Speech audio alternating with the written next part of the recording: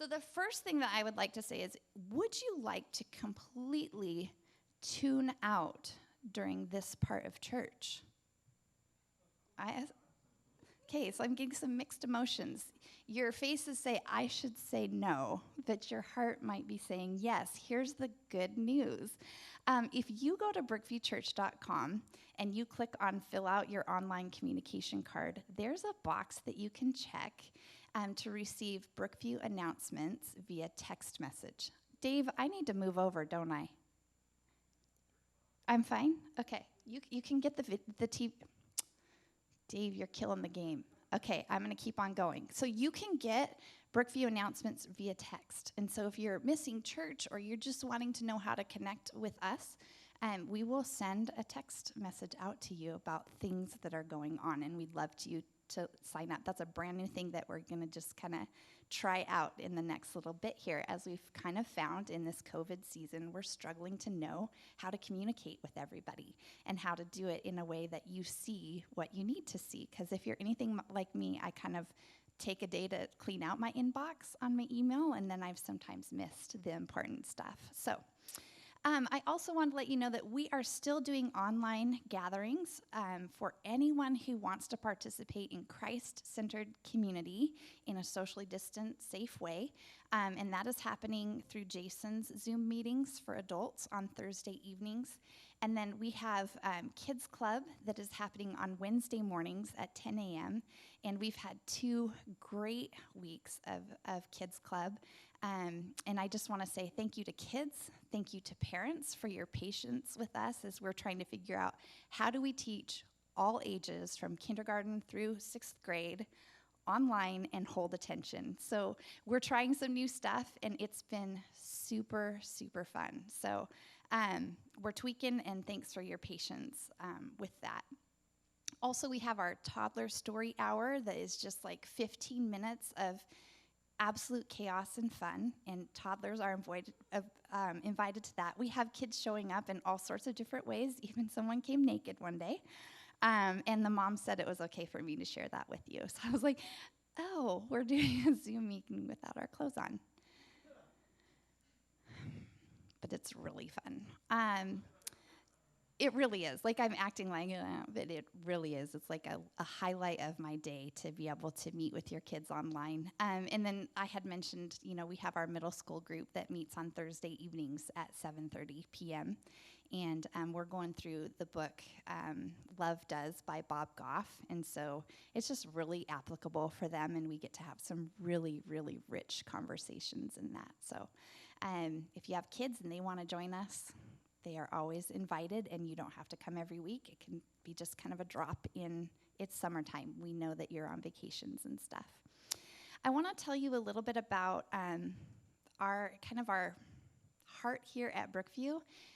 Our mission is to live love wherever we go, and we have seen that happen in some really beautiful and tangible ways in the last little bit, and I just want to kind of throw some things out there. First of all, we have been so thankful for the way that you guys have loved our family. Many of you know that my dad had COVID, and he was literally on his deathbed, and a doctor came in and said, you're about 30 minutes away from a ventilator, and once you go on that, you have about a 30% survival rate. And he never had to go on the ventilator, and he just gradually got better and better. And last Saturday, he got to go home from the ICU that he was in, and we got to do a porch visit with him on Monday. And I talked to him today, and he was outside trimming ivy from around his house and had to put his scissors down because he couldn't do both and maintain breath. And so he still needs prayer for the double pneumonia that he has going on, but it's looking like he is going to make it on the other side of this. And so thank you, and thank you to those of you online that were praying for our family. We truly believe that it was a miracle that he was healed and that he was given back to us. And we have more days with him, and it didn't look like that was going to be our story. So we're just praising God and want to say that publicly, and thank you for your prayers. Many of you have, at the beginning of the COVID, you were like, hey, do we have Brookview families that are in need? Is anyone struggling? What could we do? And we have a family that is going through something kind of rough right now. And I won't give the details because we just want to allow them the anonymity and the dignity that comes with that. But if you would like to be involved in helping a family who essentially, mom needs to go to work, but dad is at risk, high risk, and really can't have mom going to work and kids going back to school, and they have to figure out separate living arrangements for their family for probably about a year. And so we're trying to help them out in some way and just kind of get them through this really hard season. I can't even imagine the reality of having to quarantine until next summer. But they're facing that bravely, and we just want to link arms with them and let them know that they're loved and that they have a church family that's standing with them. And so if you're interested in helping with that, on your online communication card, you can mark the box that says, I want to help with Brookview family that's in need, and we will get you the information that you need to be able to respond to that in different ways. Some are just helping with some like manual labor, but it's skilled laborers, and then some financial donations as well. And then another way that we have engaged in this love lived idea through our community is through the Nourishing Network. Last 2 weeks ago, Wednesday, we had a food packing party at Edmonds Woodway High School, and we found 11 Brookview volunteers to go there and join with about, I guess it was probably about 15 other people from the community, and we packed boxes. And so I have some pictures of this. In this first box here, yeah, one more. Perfect. So in this corner, a group of people were assembling boxes, and they would move to the next slide, and they would put inside of the boxes, people would stuff those with cereal, with bars, with non-perishable items, and then they would fill their trays up with like 8 boxes, and they would wheel those over to me. There's Kate, nice work wheeling over to me, and another man, Shane Huffaker from Brookview as well. And we would just like stack the boxes up and throw them down. And the school was hoping to do about 1,200 boxes that day. And at the end of our time there, we had done 3,000. So they ran out of supplies, and we're just so incredibly thankful for the way that we showed up and did that and helped families in need. And so there's more opportunities like that are coming up. That food packing in that way happens. Oh, and we have a group picture here. Are you wondering what we decided that Brookview has a gang sign. It's Love Lived. So there it is. So we're just like flashing that everywhere. It was pretty special, I'm sure, for everyone else that was there. But essentially, Tuesdays and Wednesdays, those food packing parties are happening all through the month of July. Wednesdays, middle school students can go with parents on site. Tuesdays is adults only, not at Edmonds Woodway High School, that one. Anyway, okay, you're not going to remember any of that stuff. So if you're interested in it, go to your online communication card and click the box that says the Nourishing Network, and I will get you all the details that you would need to participate in that. We also have an opportunity to do food deliveries. They are hoping that Brookview would provide 2 people every week, so either a Wednesday or a Thursday morning, to actually take these boxes that we've assembled along with a gallon of milk and deliver them to families in the Edmonds School District that have been classified as categorically needy. And so that's happening in a very dignified way. You're not knocking on the door and shaking a hand. You're just simply dropping something off on a doorstep. And so if you'd like to participate in that, that's another point of information that I can get for you. And then our last thing is our food pantry is continuing to happen out here in the parking lot, but also at Cedar Way Elementary School.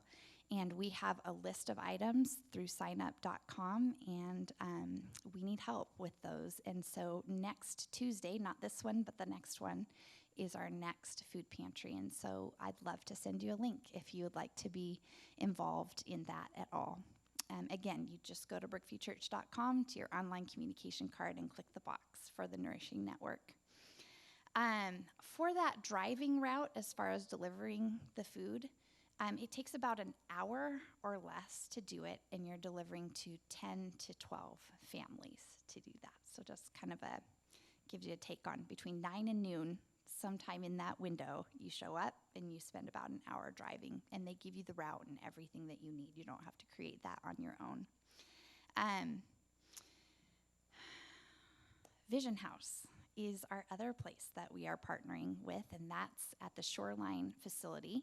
And we are doing food and supply donations, and we're running that congruent with our Cedar Way food pantry. And so when you go to that signup.com, items are labeled as Cedar Way or Vision House, so you'll know who you're supporting with those, and all those things get dropped off here, and then we distribute those to those places. Also, Vision House has sent an email out, and they are looking for people who would be adults who would be willing to come on site and help with a few projects, like staining a fence, installing some window screens, painting a storage room. They are kind of getting ready to hopefully open up those apartments. They're waiting on their permit process, and so they're just trying to get everything ready for when those new families move in. There's ongoing lawn care and trimming and blackberry, bush pushing back. And so if you're interested in that, again, brookviewchurch.com, your online communication card, and mark the box for Vision House, and we will get you the information for that. All right, I told you it was going to be like buckle your seatbelt. We're at the last thing now. I am excited to say it looks like we are going to get to do soccer club in August. Yeah. Super excited. I am more excited than overwhelmed, though both scales are kind of tipping there, because this is a short time to try and figure out how to do this, getting volunteers that we need, all of the things. Many of you that were involved in it last year, thank you. You've responded and said, hey, I'm up for doing it again. But we need new people too.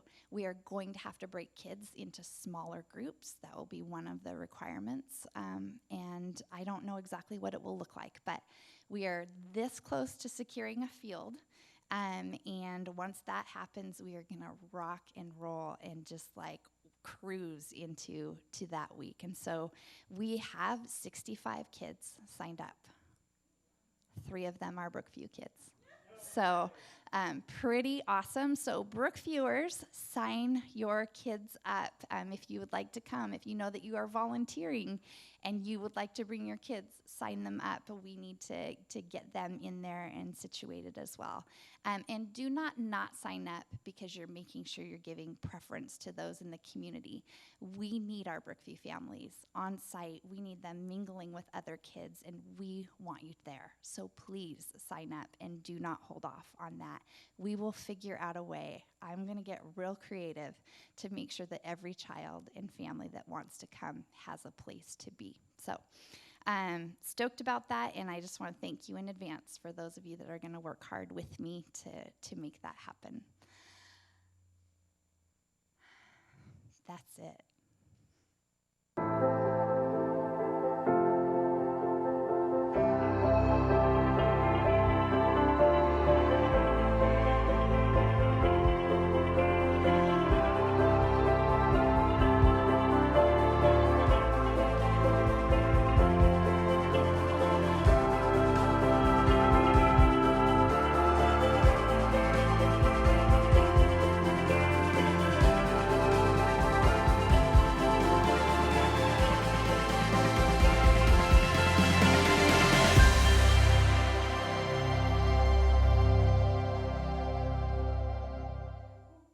Woo! I love a good woo. Let's go. So, am I on? It's going good now? Excellent. Well, you guys, if anyone can remember 2 weeks ago, we started this series, Who Do You Say I Am? Because these days there are all kinds of ideas out there about who Jesus is. Right, there's Jesus the wise sage. There's Jesus the social justice warrior. There's Jesus, the political revolutionary. There's Jesus, the holy man, in the class of Buddha or Confucius. There's a Republican version of Jesus. There's a Democrat version of Jesus. There's a military nationalist version of Jesus. And there is even a vegan Jesus, right? But I've come to believe that how you answer that one single question, who do you say I am, will actually define your life more than anything else. Now, does that sound like an overstatement? At first, I think it kind of does. But the more I think about this, the more I think it's true. So let me say it this way. Your vision of God will shape you. Like, even if you don't believe in God, even if you think that all of life is a cosmic accident, that we're all simply a product of time and chance, then that vision of humanity and that vision of God and that vision of life, it will shape you. Even if you don't believe in Jesus as anything at all, you will be shaped by whatever replaces God in your value system. So whatever you claim or think is ultimate, whatever you think the meaning and purpose of life is. See, like, even if you think that life ultimately is meaningless, you will still come up with some kind of meaning, because human beings are meaning-making creatures, and we can't live without meaning. So you will be shaped by whatever you think the meaning and purpose of life is. If that's sexual expression, or if it's individual autonomy, or if it's wealth and accruing stuff, or power, or success, or intelligence and being really smart. If for you it's more and more and more pleasure, whatever you think is meaningful, that will shape you. So in part one, we saw that the mid-century prophet A.W. Tozer once said this, and I love this. I find this to be so true. He said, "What comes into our minds when we think about God is the most important thing about us. We tend, by a secret law of the soul, to move toward our mental image of God, or, if you don't believe in God, whatever it is that you decide is ultimate." So let me begin our time today with a very serious question. What floods into your mind when you think about God? When you hear the word God or you think about him, what sorts of emotions does that invoke? And what do you actually imagine him to be like? What do you think he thinks of you? And then let me throw out a related question. Who is Jesus to you? Jennifer, can we get that slide? Who is Jesus to you? You forgot your mask? Man, I heard sirens earlier. They're coming for you. Who is Jesus to you? And by that, I don't mean, when I'm asking that, I don't mean if you were taking a theology quiz, what sort of answers would you need to give to know that you could get an A on the quiz? I mean, here's what I'm asking. Who is Jesus to you? Like, in your actual life these days? What kind of relationship do you have with him in this season right now? Do you believe that he's working in your life? Do you believe that he's working in the world around you? Is he filling you with hope and peace and passion? Is he real to you? Is he personal to you? Or is he more of just like a vague idea? Are you seeing him and hearing him speak to you? I mean, is that even possible? Is it really? Is it possible to see and hear and experience Jesus right now? Well, it's interesting because almost all spiritual traditions use the language of seeing and hearing. Seeing and hearing. These metaphors to describe the spiritual journey of understanding. It's expressed in Buddhism. For those of you that understand Buddhism, it's expressed as seeing things as they are. In Hinduism, there's the third eye, right? The dot in the forehead. This symbol of this quest to see and understand more fully. And when you think of the way of Jesus in particular, it's filled with phrases that have become commonplace in our culture, such as the blind leading the blind. And anyone who has ears, let them hear. And in all these examples, there's a sense that there actually is more to be seen. But a person has to be able to perceive in order to see it. Like from yogis to the disciples of Jesus, all of us are aiming to try to make sense of the world, to see and hear and understand deeper realities. And while I do not believe that all world religions or world views will lead us to truth, this is a core idea that Jesus affirmed again and again. Jesus taught time and again that as human beings, we have the capacity for the truth to be right in front of us and yet to be blinded to it. So if that's true, then I think it would be wise to ask ourselves, is it possible that I don't see? Is it possible that Jesus can be right in front of our faces and that we still miss him? That we're unable to see him or hear him? And if so, why is that? What is it that keeps us from seeing and hearing? And while I think there may be endless reasons why this happens, today I want us to focus in on two really, really big ones. So today we're going to look at two groups of people that Jesus encountered that were blind. They had Jesus right in front of them, but they missed him. They did not hear him. They didn't really see him. They didn't understand. Okay, so here we go. This is Matthew chapter 16, verses 1 to 12. Matthew writes, he says, "The Pharisees and Sadducees came to Jesus and tested him by asking him to show them a sign from heaven." You ever wanted a sign from heaven? He replied, "When evening comes, you say, 'It will be fair weather, for the sky is red.' And in the morning, today it will be stormy, for the sky is red and overcast. You know how to interpret the appearance of the sky, but you cannot interpret the signs of the times. A wicked and adulterous generation looks for a sign, but none will be given it except the sign of Jonah." Jesus then left them and went away. When they went across the lake, the disciples forgot to take bread. "Be careful," Jesus said to them. "Be on your guard against the yeast of the Pharisees and the Sadducees." Aware of their they discussed this among themselves and said, "It is because we didn't bring any bread." Aware of their discussion, Jesus asked, "You of little faith, why are you talking among yourselves about having no bread? Do you still not understand? Don't you remember the 5 loaves for the 5,000 and how many basketfuls you gathered? Or the 7 loaves for the 4,000 and how many basketfuls you gathered?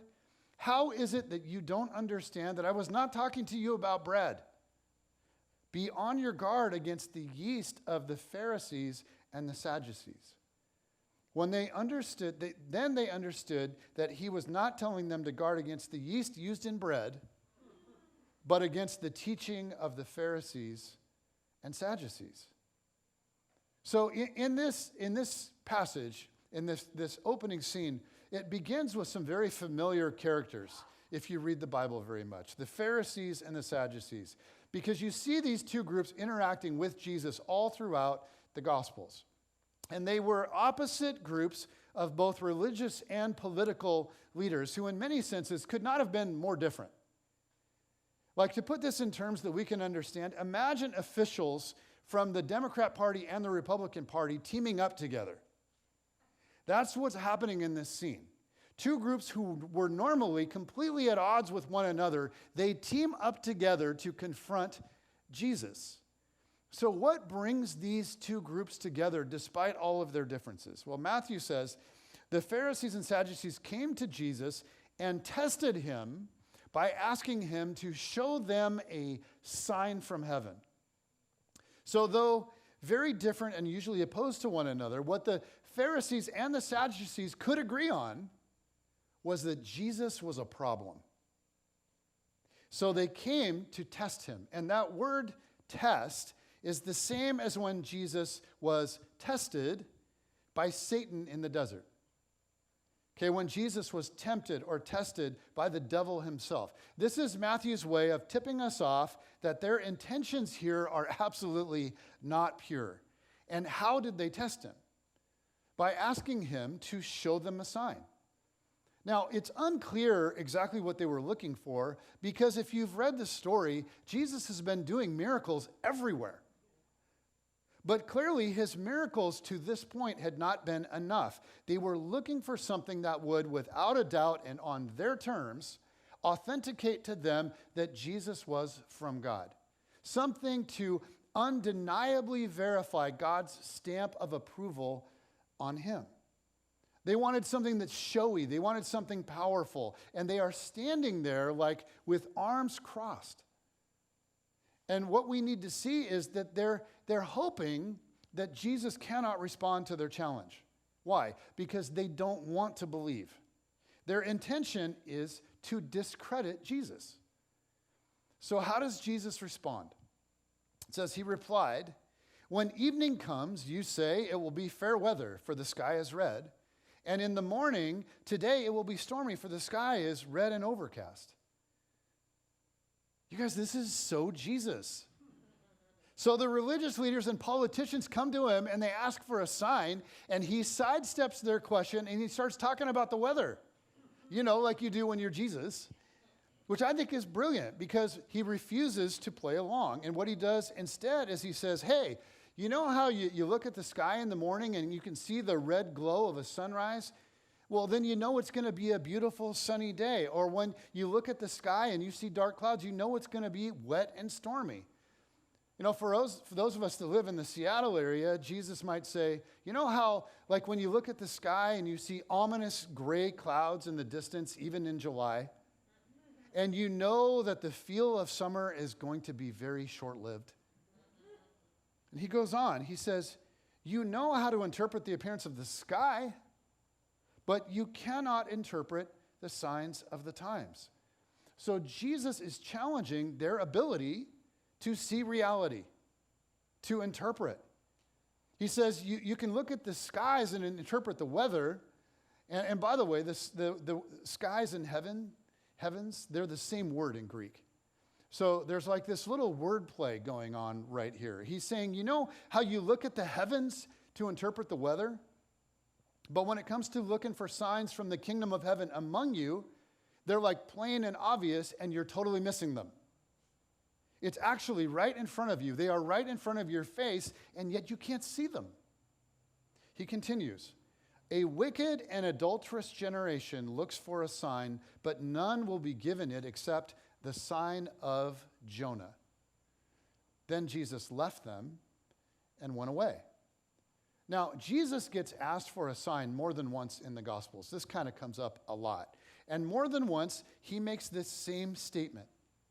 He refuses to do miracles on call, and instead, he makes this really obscure reference to what he refers to as the sign of Jonah. So, what in the world does that mean? Well, many of you are familiar with the story of Jonah. In fact, how many of you guys remember the VeggieTales Jonah movie? Oh, yeah. Those wicked Ninevites. What made them wicked? Do you remember? Yes, they were slapping each other with fishes, those crazy Ninevites. We made a little PG for the young ones in the theater. Okay, so let me recap what actually happened in the story so we're all on the same page. Here's what happened. A Jewish prophet from Israel is called on by God to go to Nineveh, to speak to them on God's behalf. A very large civilization that was made up of the enemies of Israel. And Jonah responds with a quick, nope. And he immediately goes in the opposite direction. He gets into a boat going directly away from Nineveh. And on the way, there's a horrible storm. And he's cast into the sea, where he's immediately swallowed by a massive fish. And after 3 days, he is vomited out onto dry land by that large fish. And after that, he decides, you know what? I think I will go to Nineveh after all. So he travels to the city of Nineveh, and he gives them a very simple message from God. And crazy stuff happens. The whole city of Nineveh repents for their behavior. All of the injustices they have inflicted and all of the immorality that they've been practicing. And they turn to the God of Israel, and they worship him sincerely. So what exactly is the sign of Jonah? Well, Jesus makes multiple references to this if you read through the Gospels, and it's actually explained in more detail in other places. So let me take you to one of those places. In Matthew chapter 12, just a few chapters before this, and maybe that's why Matthew doesn't explain it here, because he already did, there's a reference with more explanation. So here's the description. It says, then some Pharisees and teachers of the law said to him, "Teacher, we want to see a sign from you." Same question. He answered, same answer, "A wicked and adulterous generation asks for a sign, but none will be given it except the sign of the prophet Jonah." Okay, so this time, it's the Pharisees and the teachers of the law demanding a sign. So different groups, one of the same and then another one. And Jesus tells them the exact same thing. But the cool thing is that in this passage, he then explains it a little bit. And he goes on and he says, "For as Jonah was 3 days and 3 nights in the belly of a huge fish, so the Son of Man will be 3 days and 3 nights in the heart of the earth." So here, Jesus addresses the sign that they're seeking and says, just as Jonah spent 3 days in a fish and then came out, I will be killed and spend 3 days in a tomb and then be resurrected to life. So in effect, the leaders will get the sign that they're asking for. But again, the question is, will they have eyes to see it? Or will they have already written Jesus off and not believe? But he's not done with this explanation. There's more to this sign. He continues. He says, the men of Nineveh will stand up at the judgment with this generation and condemn it. For they repented at the preaching of Jonah, and now something greater than Jonah is here. So Jesus references the faith of the people of Nineveh. Guys, the Ninevites were brutal people. They were brutal. Like prior to Jonah and his message, they terrorized Israel. They marched into Israel and they destroyed it, and they took it by violence and murder and human trafficking. The Ninevites were wicked, sinful people. Furthermore, they were Israel's worst enemies. And they were foreigners.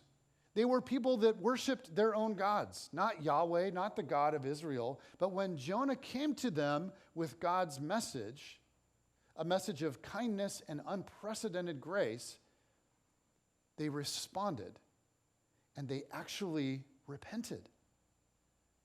So they covered themselves in sackcloth and ashes, as you do, which was this ancient way of displaying mourning. And we're told that they even put sackcloth and ashes on their cows. The idea is even the cows repented. So a modern, if that doesn't make sense to you, a modern Seattle translation would be, even the Labradoodles repented. And so notice this. On Judgment Day, where are the people of Nineveh going to be? They're going to be on God's side. God takes these outsiders and he makes them his. God takes outsiders and he makes them insiders. And that was the heart of Jesus' ministry, his teaching. And it's part of what so deeply offended the religious leaders all the time. But Jesus takes it a step further here, and he says, not only did God accept them, on Judgment Day, the people of Nineveh will stand up in judgment of, you, this generation. He's saying the Ninevites will judge the Pharisees and the Sadducees. Because even though they were immoral and they were wicked, when God sent them a prophet, they responded. Jesus is saying to the religious leaders who are opposing him, demanding a sign, he's saying, guys, one so much greater than Jonah is standing here looking you in the face, and you can't see it. You are actively opposing what God is doing. You are blind and you are deaf. The kingdom of God is here and you're completely missing it. The Ninevites, they got it in their day, but you can't see it in yours. And this is a constant theme of Jesus' message and ministry. To those that know they need God's grace, it comes abundantly. God wants to bring outsiders to the inside. He's desperate for it. But in the end, there will be a judgment.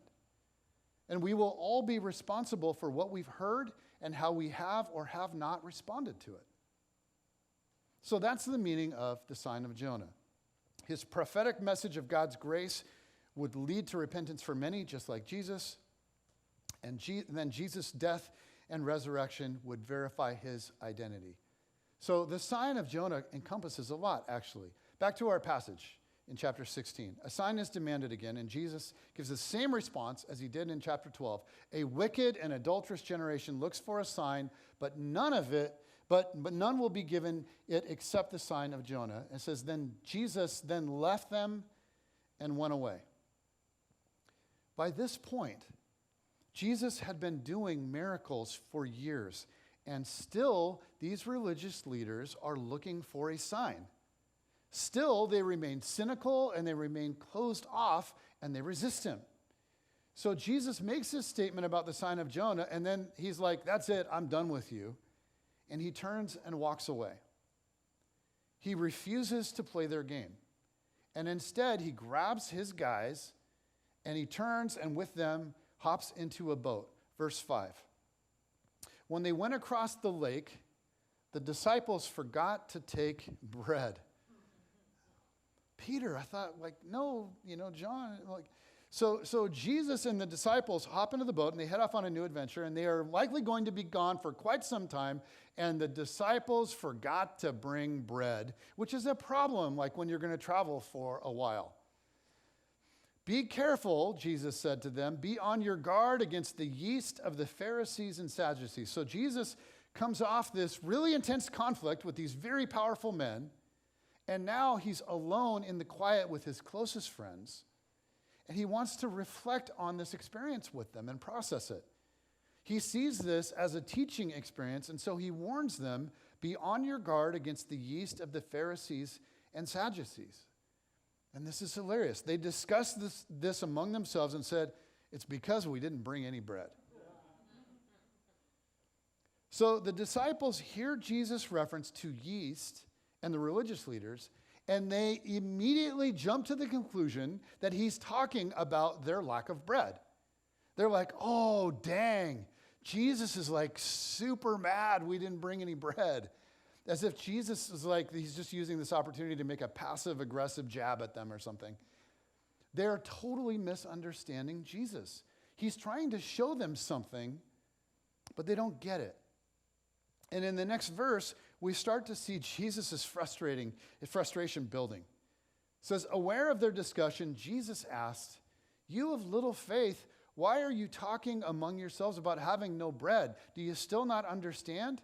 Don't you remember the 5 loaves for the 5,000 and how many basketfuls you gathered? Or the 7 loaves for the 4,000 and how many basketfuls you gathered? So Jesus is reminding them. He's like, dudes, remember how we fed thousands with just a tiny little bit of bread? Not one time. You were a part of this twice. I multiplied bread to feed the crowds twice. Do you remember? Don't you see? A lack of bread isn't really that big of a deal for me.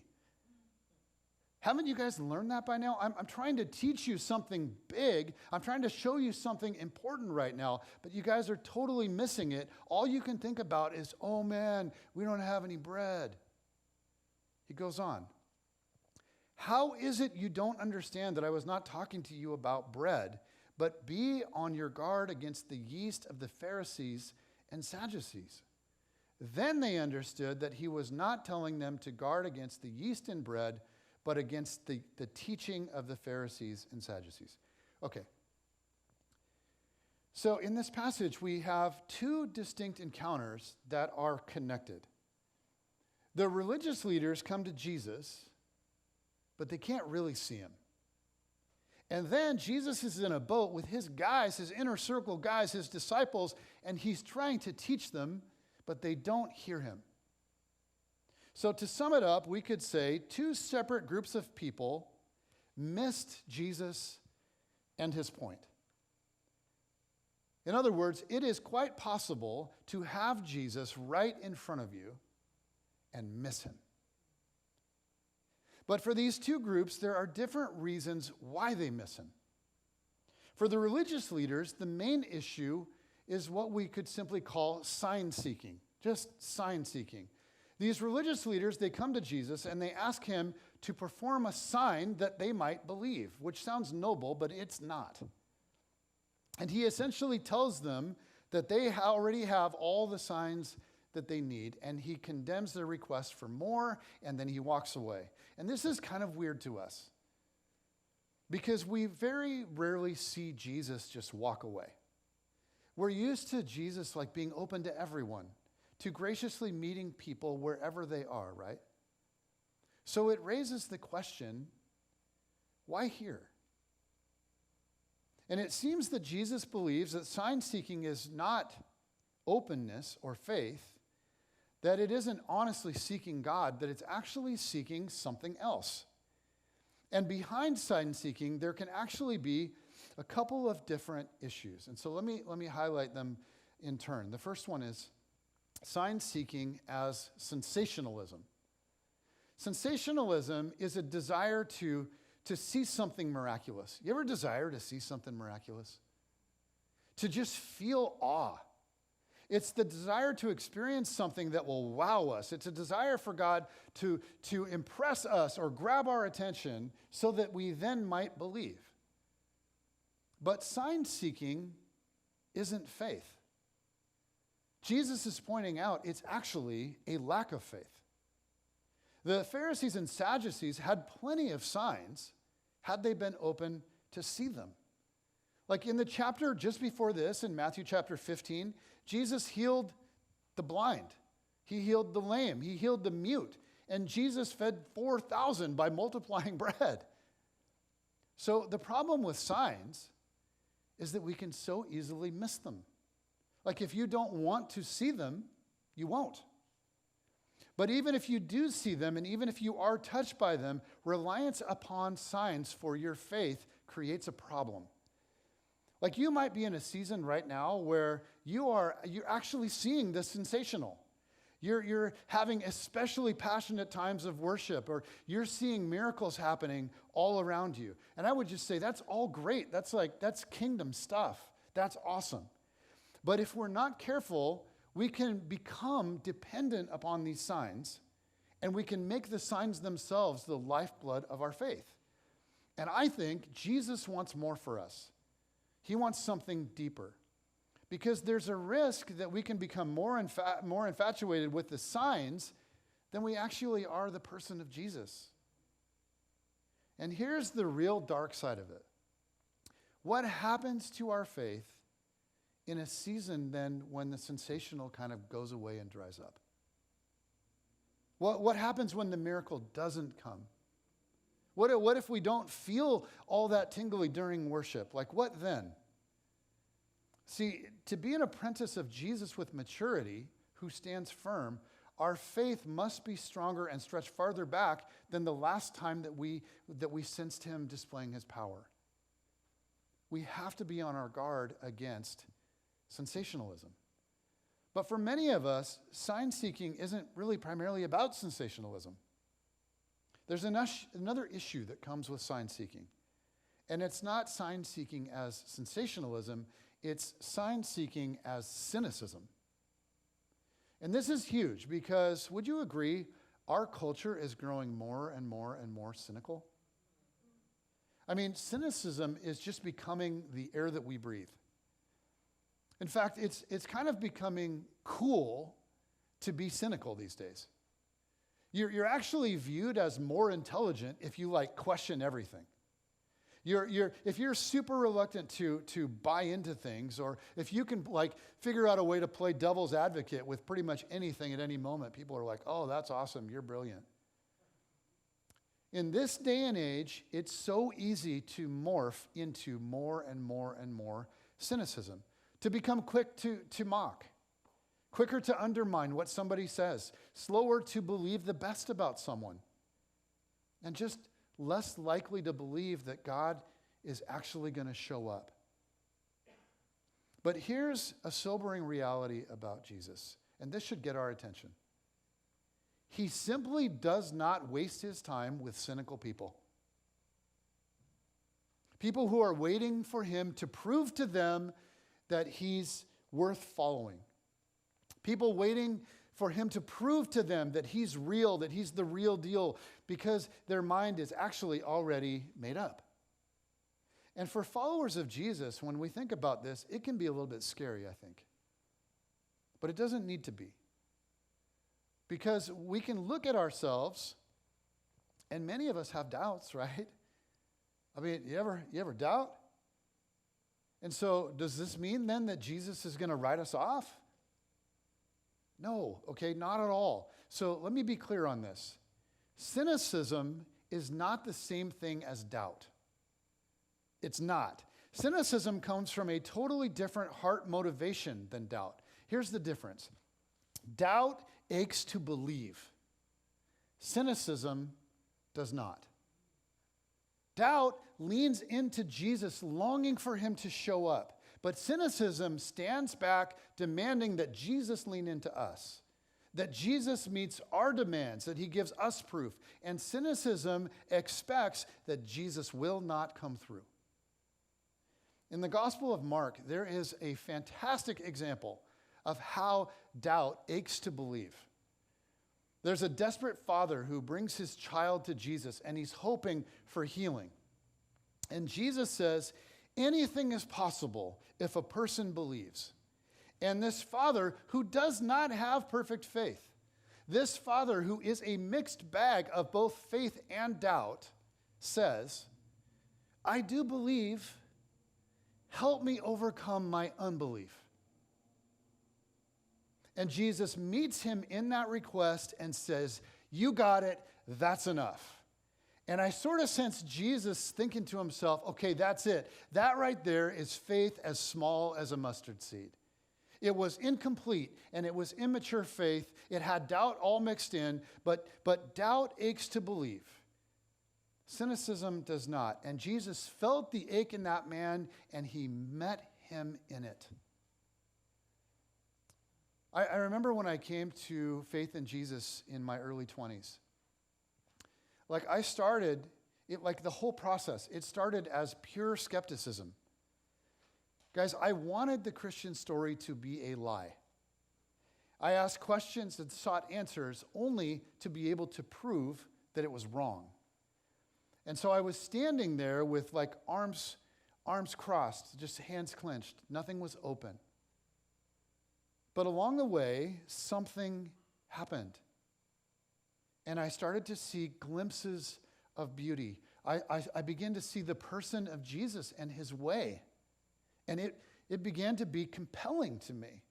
And a shift started happening in me. I kept asking questions and I kept seeking answers, but I became open to the whole thing being true. And as time went on, while I had lots of doubts, I started to pray to a God that I wasn't sure existed. I really didn't believe, but I wanted to. And so I started praying, and I was like, what could it hurt? And so I started to constantly pray one single heartfelt prayer. I prayed it again and again and again. God, if you're there and you're real, and this isn't crazy, God, if you're there and you're real, reveal yourself to me. God, show me, because I want to believe. If this is real and if this is as beautiful as it looks like it might be, show me. God, reveal yourself to me. And while I didn't use the exact words of the man in Mark, it was the same idea. God, help me with my unbelief. God, I don't believe. I have so many doubts I can barely stand it. I don't believe, not fully, not completely, but I kind of want to. Well, I don't know if I want to. It's more like I want to. So God, if this is real, if you're real, would you meet me in this? And I was in that season a long time, but I kept asking and I kept seeking, and then I can't even explain to you what happened, but somehow God broke through. And my mind and my heart started to kind of sync up, and I started to see that actually you do not have to check your brain at the door to believe this. There are very strong, logical, historical reasons to believe. But at the same time as all of that, my heart wanted it. This God that I didn't believe in started to answer my prayers that I wasn't even sure I was praying to God in the first place. It's mustard seed faith. And so I want to say something to those of you that may be wrestling with doubts. Those of you that just for whatever reason are not encountering Jesus in your life right now. What if you made it a habit to just ask him to reveal himself to you? What if you started to pray? And maybe you're like, no, because if I'm doubting, I can't pray. Really? Are you sure? What if you tried pursuing God from a place of just, God, help me with my unbelief? And what if God were to meet you in that? What if that level of faith is enough? What if God is eager to open your eyes? He's been waiting and to open your ears to all kinds of stuff. What if you really could see and believe and encounter him? I mean, I don't know what God might do, but I know what he did for me, and I know how he met me. But I want to say something really important about this. Let's be realistic. It isn't like I prayed that prayer on a Tuesday night and by Wednesday afternoon, everything was different. Okay, that season lasted a while. It lasted a year, maybe two. But it became something that I really wanted. I was desperate, and I sought after God, and I pleaded with him to reveal himself to me if it was real. And so let me ask you something. If you're wrestling with this, are you a doubter or a skeptic? Is your posture toward him with open hands and open arms, or are you standing there with closed hands and just arms folded? Jesus wants us to see the difference between doubt and cynicism. Cynicism, he says, that is like yeast in bread. Once it makes its way in, it spreads. Just as a little yeast eventually gets worked into all of the dough, and when it's baked produces a drastic effect on the bread, cynicism can spread through your whole person. And the chief lesson with the religious leaders is that seeing actually is not believing. Sometimes you actually can't see until you begin to believe. Matthew paints a picture of these very sad men demanding evidence, but who refuse to see the work of God when it's right in front of them. And Jesus refuses to play their game and meet their demand. And instead, what we see again and again is that Jesus delights in making himself known to belief that's already held. So the religious leaders miss Jesus because of sign seeking. And then right after that, it's a frustrating day for Jesus because then the disciples also miss him. Now, they're not afflicted with cynicism. They're afflicted with something else. And it's what we could simply call a scarcity mindset. Just a scarcity mindset. The disciples were closed off to Jesus or to his message simply because of their preoccupation with what they felt like they lacked. Jesus is trying to teach them something really important, to warn them against becoming like the religious leaders who cannot enter into a relationship with him, and all they can think about is their lack of bread. You guys, this can happen to us. It happens all the time. We feel like we really need something. We lack something. There's this thing and we don't have it. And that need becomes the only thing in our vision. We get tunnel visioned in on it, and our need becomes all that we can see. We start to see the whole world around us through this lens of lack. And if that happens, it blinds us from seeing Jesus' work in our lives, and it prevents us from hearing his voice. I mean, at this point, the disciples had seen bread multiplied to feed thousands twice. They had seen Jesus heal the blind and the lame. They had seen Jesus calm storms and walk on water. And still, with Jesus right there, they are sucked in this moment to a scarcity mindset. And that scarcity made them completely unable to hear Jesus and what he was trying to say to them. This can happen to us so quickly. And it's so devastating. And maybe if you're honest, you've been afflicted recently with this. Like maybe you're single and you don't want to be. And your desire for a boyfriend or a girlfriend or a spouse, it can be all that you see and all that you think about. Or it could be that your marriage is not what you want it to be. It's not what you think other people's marriages are. And you feel this lack, and it's just giving you tunnel vision. It's all you can think about. Or you feel a lack in your career. Or you want kids and it's not happening right now. Or you are losing your health in some way. I mean, these are all really hard things. They are. There's no denying it. But if you allow yourself to get tunnel vision and only see your lack, you can become fundamentally unable to see God's mercy and kindness at work in your current life. You've so locked in on what it is you feel is lacking, you cannot perceive the hand of God in your life. The story from Matthew is a sobering warning to us, and it's this. It's possible to miss Jesus when he is right in front of you. And if you're anything like me, you feel in this season, you feel deeply what's missing right now. There's a lot that's missing. These past couple of weeks, I've kind of let the feeling of all of that just be like yeast. And what I've noticed is it's begun to work its way into everything that I'm doing, everybody I'm encountering. It's just taking over my whole person. I've had the sign-seeking stuff hit me. Like I have felt in this season the lack of sensational. And I've just been harboring like this growing sense of skepticism. And then I've been allowing this scarcity mindset to just sort of land in my spirit. Like I haven't been seeing and hearing Jesus very well these last couple of weeks. And I can feel more and more, I just feel the skepticism oozing out of me.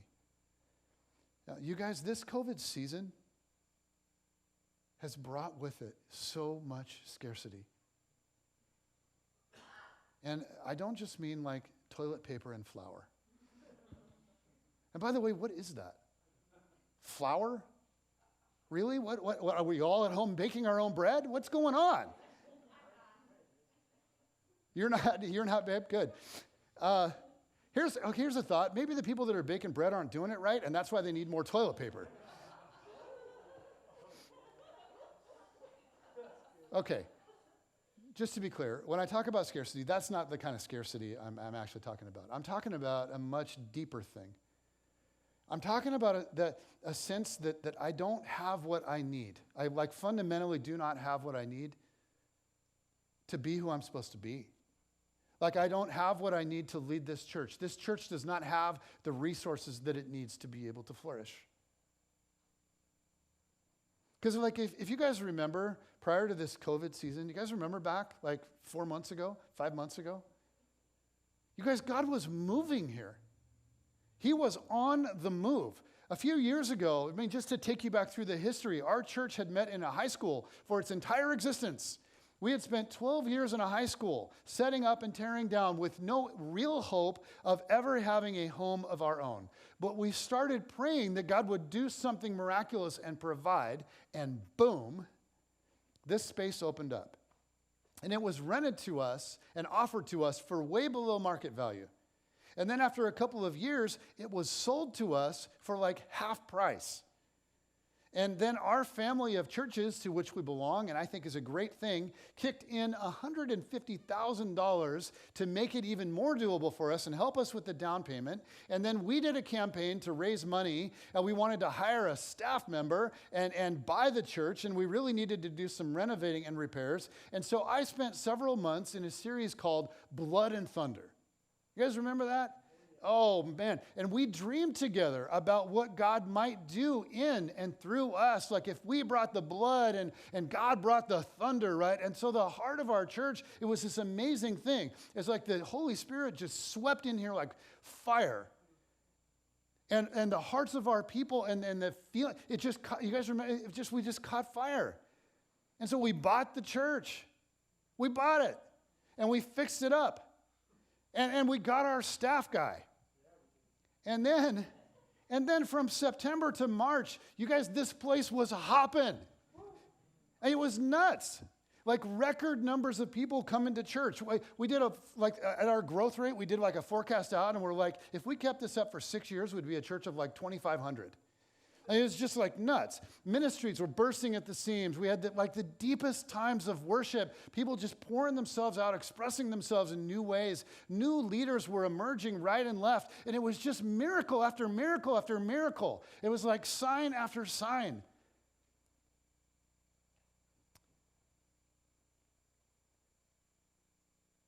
And then this COVID season hit. And it just felt like it came to a screeching halt. Right? Like nothing but church online. And those poor life group leaders, oh my gosh, you guys are heroes. You did your best. But it wasn't the same. I mean, come on. And for the most part, even through all of that, I felt like I weathered it okay. But in these last couple of weeks, I have just felt all this negativity. And it's been oozing out of me everywhere. And so, like, if you've been around me in the last, I apologize. And when I look at what was happening at me like this, I just, in reflecting, it's this. It is the natural result of sign-seeking and scarcity. Like, you guys, for me, a pastor, like a couple of months without any of the sensational, and I'm struggling. This feeling that we're in a new reality, and it may last for a while. It may last for a really long time. And I just started to kind of get swept up and focus in on the lack. We have this inability to gather. We have the inability to come together the way that I want. I love it when this room is packed and people are just worshiping. I love it when there's a joke and someone besides Tony laughs. And this inability to come together like we like was just, I was allowing it to create like tunnel vision. It's like all I could see, but we can't come together. And then earlier this week, something crazy happened. And it's like Jesus grabbed me and shook me and started shouting at me. And he's like, I'm still here.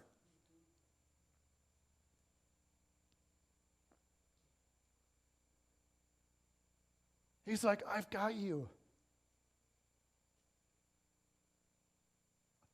I'm still moving. He's like, so stop whining and fix your gaze on me. Cry out to me again and I'll meet you. Like, haven't you learned this before? Haven't we done this again and again? I'm here. I love you. I see you. And I promise you, I'm working. And so you guys, I've done that. And Jesus is meeting me. Like on Tuesday, we had a really fantastic staff meeting as we thought about the fall and all that's actually possible in the fall. And then that night, Jen and I, we had dinner with Casey and Kaylin. We had them over, and then we talked about new ministry opportunities that are coming, that are on the horizon for them. And you guys, I'm so stinking pumped about the fall. And then on Wednesday night, I met with our ministry board, and we sat in this very room, and we talked about all the challenges and the opportunities and what this fall needs to look like, and then we prayed. And I mean, we poured our hearts out together. And again, in that time, I could see and hear Jesus again. And I cannot explain it, but he is breaking through to me. Like he does every time that I say, reveal yourself to me. It's like, he's like, cool. Remember that? I keep doing that, and you keep asking for it. Now, we're going to have to get creative, and we're going to have to shift a lot of things. But we are going to find ways to do community together again. We are. And God is going to lead the way, and people here are going to rise up into new roles, and it is going to be unreal. I can feel it. It's coming. Something beautiful is on the horizon. And I will tell you what, there is fresh wind in my sails. And I just want to say to God, I just want to say, oh God, I needed that. Thank you. And maybe you do too. Maybe you need that right now. I know for me, I don't want to live from this place of cynicism and scarcity. You guys, it is a vicious downward spiral, and it keeps me from experiencing the life with Jesus that I long for. It cuts me off from worship. Like if I come here and I'm all cynical, I just don't experience any intimacy with God. It cuts me off from joy. And I think deep down, we all know that cynicism is not the best way to live. Like none of us really admire cynical people, right? I mean, we're never like, oh, I just want to be like you so bad. I just want to be critical and negative and bitter like you. I don't want to live like that. I don't want to treat people like that. But even more, you guys, I don't want to miss Jesus, even for a second. Because every time I miss Jesus, I miss an invitation into something beautiful. And so I want to see.